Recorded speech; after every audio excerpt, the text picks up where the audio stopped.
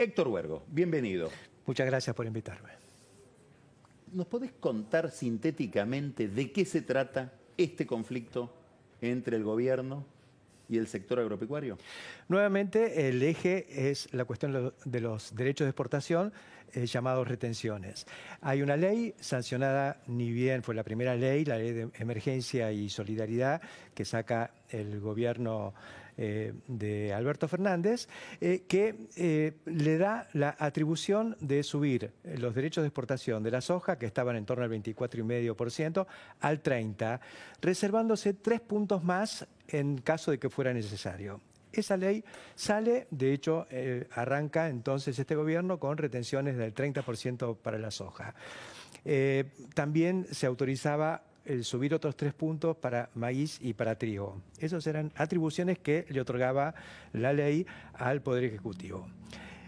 Dato nuevo es que por primera vez las retenciones aparecen en una ley, digamos. Hasta ¿Por qué ahora eso es nuevo? Porque era una resolución. Antes eran decretos del Poder Ejecutivo o superpoderes otorgados por el Congreso. Delegaciones del Congreso. Delegación Claro, en cambio ahora salió por ley. Y yo creo que eso es una cuestión a considerar seriamente, más después de haberlo escuchado a Andrés, ¿no? O sea, la ley es la ley.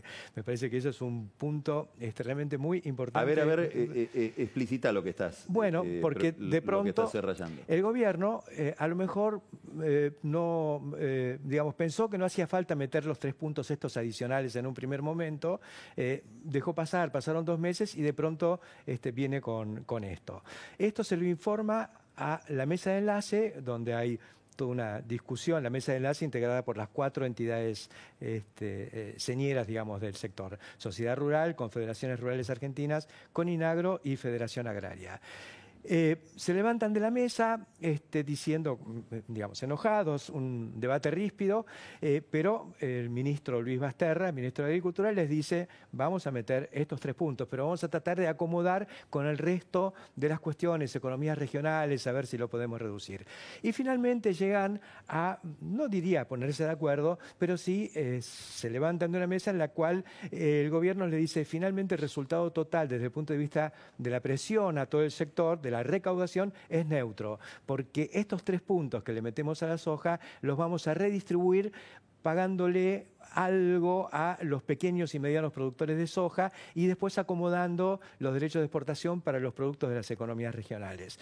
Con lo cual la mesa de enlace no salió conforme, pero con la cosa más o menos digerida. Cuando salen con esto, de pronto aparece una presión de grupos de productores, los llamados autoconvocados, que prácticamente le imponen a una de las entidades, que es Confederaciones Rurales, un paro, ¿no es cierto?, por 4 días, al que después adhieren también por presión de las bases, como se dice, el resto de las entidades, salvo Federación Agraria, que al principio aprueba, pero después tiene un lío interno y termina dejando en libertad de acción a sus afiliados para hacer esto. El tema es que esa medida de fuerza se inició hoy, termina el jueves, y se acompaña con movilizaciones con tractores a la vera de las rutas. Hoy creo que hubo, aunque habían dicho que no, hubo cortes, no han dejado pasar algunos camiones. O sea, la situación es bastante ríspida, con productores muy enojados por esta cuestión, por la presión impositiva, pero estamos frente a esta realidad, digamos. Hay una ley que está amparando lo que está haciendo el Ejecutivo en este momento. Ha habido un error de cálculo, creo yo, desde el punto de vista del Ejecutivo, por pensar que podían meter primero 5 puntos más y después estos otros 3, cuando el sector no da más, porque realmente sí está pasando. ¿Qué quiere decir no da más? No da más significa que, digamos, hay productores que están en zonas cercanas a los puertos y en consecuencia pagan poco flete, que tiene además la coincidencia en la Argentina, a diferencia de Estados Unidos, donde las mejores tierras están lejos del puerto. En la Argentina las mejores tierras están cerca del puerto. Entonces hay ventajas competitivas adquiridas y ventajas comparativas naturales por cercanía a puerto y fertilidad de suelos y buenas lluvias y demás. Pero si si uno se corre hacia el NOA, ¿no es cierto?, o hacia el NEA, más, se va alejando del puerto y va entrando en zonas más complicadas para producir, con mayores costos. Entonces ahí es donde está un poco el foco de conflicto y de hecho está viniendo ahora una caravana de casillas, están hablando del casillazo, de contratistas, chacareros, pequeños y medianos productores, que van convergiendo ¿hacia dónde? Hacia San Nicolás. Y eso es lo que también uno dice, bueno, por ahí están errando un poco el vizcayazo, porque en San Nicolás se está produciendo, justamente en esta semana, arranca, en este momento se está haciendo la cena inaugural de Expo Agro, ¿no es cierto? Y justamente ahí es donde hubo un foco, ya con un par de tractorazos, y ahora se habla de que esta caravana viene inocentemente a la exposición. ¿Por qué? Porque se montan sobre esa muestra que es magnífica, es fenomenal, un despliegue, 550 empresas que se han preparado para exhibir sus productos y demás, y que va a tener, todo el periodismo agropecuario de la Argentina está en esa feria, y entonces se están aprovechando un poco eso la visibilidad que les va a dar. La visibilidad que les va a dar. Ahora, vos dijiste dos cosas acá, de las varias que dijiste, hay dos que quiero, si nos podemos detener. La primera es, el gobierno calculó mal. Sí. Daría la impresión, a ver si entiendo bien, que vos estás diciendo el gobierno hizo un esfuerzo, inclusive de picardía política, para dividir el frente agropecuario, si querés, si uno lo mira de manera, digamos, con astucia, o de muy buena fe, de decir, bueno, a los que tienen más capacidad van a aportar más, los que tienen menos, pero aún así entró en conflicto y aún así tocó un nervio ya irritado. Sí. Y del otro lado estás diciendo, las entidades agropecuarias no tuvieron autoridad de representación como para obtener un respaldo de las bases respecto de lo que estaban negociando. ¿Las dos cosas son así? Son así, y ese es un poco el error de cálculo. El gobierno pensó que... De ambos. De ambos. El gobierno, por un lado, porque pensó que este tema de las retenciones, que son fáciles de recaudar, porque te esperan en el puerto, y ahí, si querés cargar un barco, tenés que pagar, ¿no es cierto? Entonces, el facilismo, que incluso es algo que aprendió el FMI, que es quien más ha presionado con el tema de retenciones. Ya en la época de Duhovne, que inventó los 4 y los 3 pesos por dólar y demás, y ahora se siguió presionando y siguen presionando. Ellos no hacen muchos cálculos en esto. Ellos dicen, hay tanto para exportar, fenómeno. No importa la ecuación del productor. Se impone esto. Y el productor dice, como dijo una vez Charly García, todo tiene un límite. Y hay un límite. Este límite, ¿cuán cerca o cuán lejos está del límite del 2008 y la 125? Es sideralmente diferente la situación. ¿Por qué? Porque en aquel momento tenías la soja en alza, que arrancó en 420, 450, 500 y llegó a los $600 en el momento que aparece la cuestión de las retenciones móviles para capturar todo el excedente ese que se podía generar. Pero hoy la soja está en $300, está en la mitad que en aquel momento. En aquel momento explotó todo, digamos, cuando se quiso pasar el 35%. Hoy estábamos en el 30 y fuimos al 33, pero con una soja de $300. Entonces, eso no da, eso significa llevarse el 80 o el 90% de la renta del productor al que le va bien. Al que no le va bien significa que pierde plata, mientras el Estado sigue recaudando. A ver, la agresividad del gobierno parece inferior, pero el problema parece peor que el 2008, por lo que estás diciendo. Para el sector es peor que el problema del 2008 porque se está yendo todo el excedente financiero que puede tener el sector. Esto no significa que el campo no puede contribuir y no debe contribuir a atender esta cuestión, porque, ¿sabes? Yo también soy jubilado y como jubilado estoy pagando y toda la sociedad está sometida a un estrés fenomenal por la crisis económica y la crisis social, ¿no es cierto? Y el sector se está poniendo de cara a la sociedad como que está metido en una cuestión de redistribución del ingreso y nada más, que es una puja por el ingreso. Y acá lo que está en juego es la ecuación económica. Entonces yo digo, el campo debe pagar de acuerdo a lo que es su capacidad contributiva vinculada al impuesto a las ganancias y a una imagen de justicia tributaria respecto al resto de los sectores. Hoy le está tocando algo muy pesado. Sin embargo, yo creo que existía la posibilidad, y hay entidades y hay gente, hay economistas que están analizando variables como para que el sector pueda contribuir en la medida de sus posibilidades a atender esta cuestión. Se habla de que las retenciones se puedan computar como anticipo de ganancias o a cuenta de ganancias. Lo que pasa es que ganancias se paga aparte, después si quedó algo todavía tenés que pagar ganancias sobre eso. Entonces ahí la situación es de mucho nervio dentro del sector.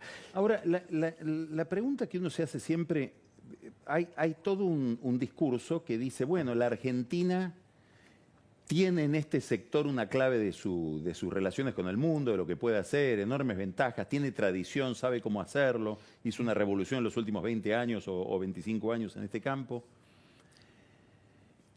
Y no se lo valora socialmente eso, es como que la sociedad argentina no tiene una valoración sobre eso y los ve como oligarcas, sí, privilegiados, que es un poco el discurso del gobierno, ¿no? Sí, ahora así distingue entre privilegiados y no tan privilegiados. Sí.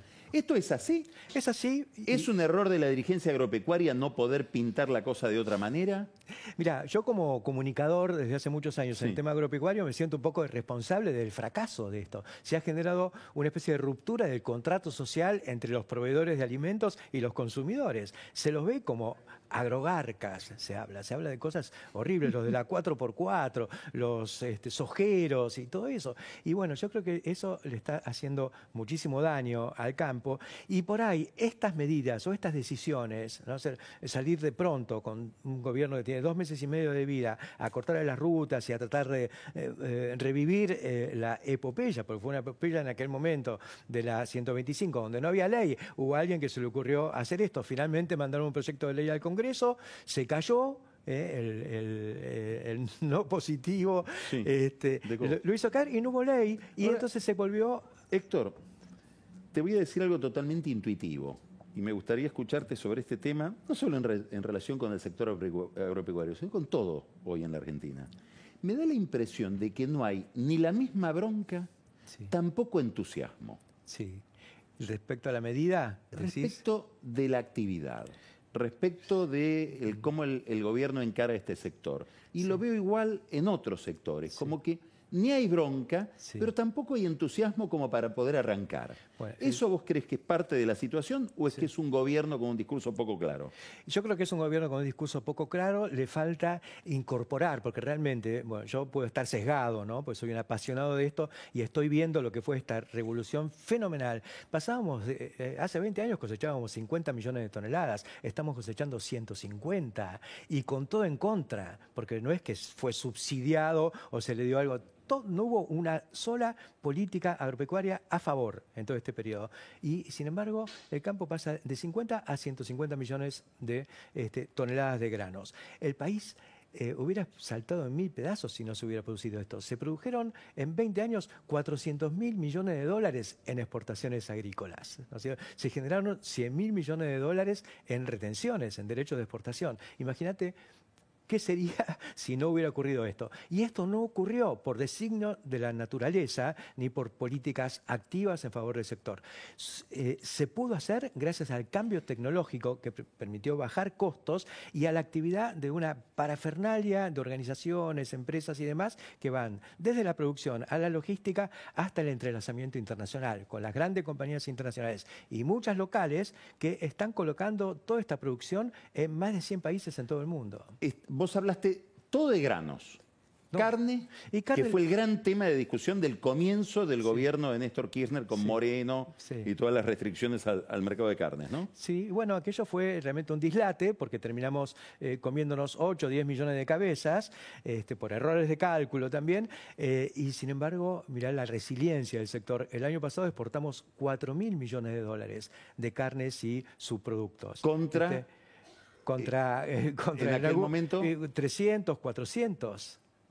Nada, se multiplicó por 10 la exportación de carne. El gobierno de Alberto Fernández en materia de carnes, ¿vos creés que cuál es el enfoque? ¿Está tocando ese tema hoy o o al sector... Lo tocó y lo está analizando. No le pegó tanto como le pegó a la soja, pero la carne tiene un 9% de derechos de exportación. Se está buscando que algunos cortes puedan tener nada más que un 5%. No habría impacto fiscal con eso y se lograría sostener un flujo de divisas importante. Eso está hackeado en este momento por dos cuestiones. La crisis de China, porque China ha sido la gran aspiradora de carnes, y ahora el coronavirus, que por supuesto... ¿Cómo ves ese problema en relación con la Argentina? Muy serio, es un tema grave, porque esto tiene implicancias de todo tipo, pero lo que hace, si la gente se queda en su casa, por ahí consume menos, no vamos a decir que come menos, pero no va a comer en un restaurante, y cuando va al restaurante come carne, en cualquier lugar del mundo, los steakhouses. Entonces, puede afectar a las exportaciones de carne, como de hecho lo está haciendo un poco en este momento con China. De todas formas, vos fíjate, hoy con la caída de todos los commodities en general, maíz y soja han caído también, ya venían cayendo, pero hoy cayeron nada más que un 2, 2,5, 3% respecto al 30% del petróleo. El petróleo va a arrastrar a algunos productos agrícolas porque hay productos como, por ejemplo, el aceite de soja, que es el 18% de la soja como aceite, está vinculado al negocio energético porque se hace biodiesel, y el maíz está vinculado a la nafta porque se hace etanol, y eso no es solo en Argentina, sino que es muy fuerte en Estados Unidos, también en Brasil y demás. Entonces, estos precios finalmente están vinculados a los precios del petróleo. Última pregunta. Vos decías, el gobierno no vio del todo el costo que tiene las medidas que tomó. Sí. El campo no vio tampoco que podría haber seguido dialogando. Sí, exactamente. ¿Vos crees que alguna de las dos conductas o ambas se pueden corregir y esto puede tener otro desenlace menos conflictivo? Espero que ocurra. Me encanta el tango de desencuentro, pero no quiero el final, ¿no es cierto? Ni el tiro del final te va a salir. Héctor, muchas gracias. Gracias a Héctor vos. Huergo. Vamos a un corte y de la muy compleja situación económica que está viviendo el mundo, sobre todo en las últimas horas, por lo que acaba de mencionar Héctor, la caída del precio del petróleo, las derivaciones financieras que tiene eso, el coronavirus como ambiente donde se desenvuelve toda esta agenda, nos va a hablar Marcos Buscaglia. Después, Pancho Olivera y un gran whisky con Carola y Daniel Vilota. Seguimos en Odisea.